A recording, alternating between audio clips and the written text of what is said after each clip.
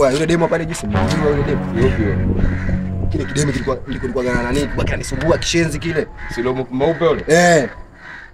Kile cheupe ushakijua kile? Si kile cheupe kifupi hivi anatakotako fulani hivi. Ushamjua. Anita. Anita. Wewe mwanangu Anita mjui? Kama nilikuwa nakonaga pale. Ukishakuja kunisumbua sana. Yule demo alikuwa anajifanya ananipenda sana, alafu mimi nilikuwa naye yule. Sababu achana naye. Demo mwenyewe mbaya, ana sura, ana chogo. Swali la msingi. Ushaichapa? Mimi nishaichapa sana, nishaichakaza, sio kuichapa, nishaichakaza. Alafu demo mwenyewe ana chogo. Mtema yule. Sasa mimi wa nini yule? Yaani ukiangalia kwanza yule demu anaendana na nini?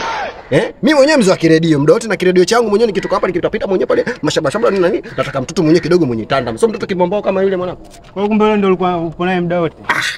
Yule demu mimi nilikuwa naye muda wote. Alafu demu mwenyewe nilikuwa simpendi hata nini. Demu alikuwa ananipenda, ajifanya ananitaka. Mpaka sasa hivi unajua nimemwacha analia huko kilio hicho alikuwa analia hicho anacholia huko. Oya mwanangu unyama. Oya mwanangu alikuwa anamsala yule mtoto. Oya kumbe ulikuwa ndio ulikuwa unanisumbua mwanangu. Oya wewe. Oya nimepata kazi mwanangu mpaka sasa hivi bado nina kazi unajua namtaka yule mtoto unajua kinoma. Kumbe nanibania mwanangu. Oya subiri Mwanangu ulikuwa unamtaka? Oya wewe. Ndio.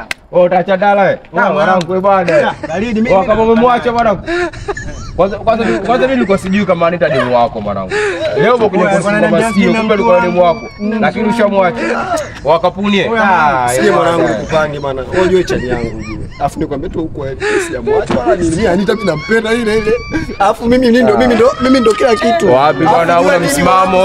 Nini hauna msimamo? Mwanangu sikia. Hauna msimamo. Kapuni.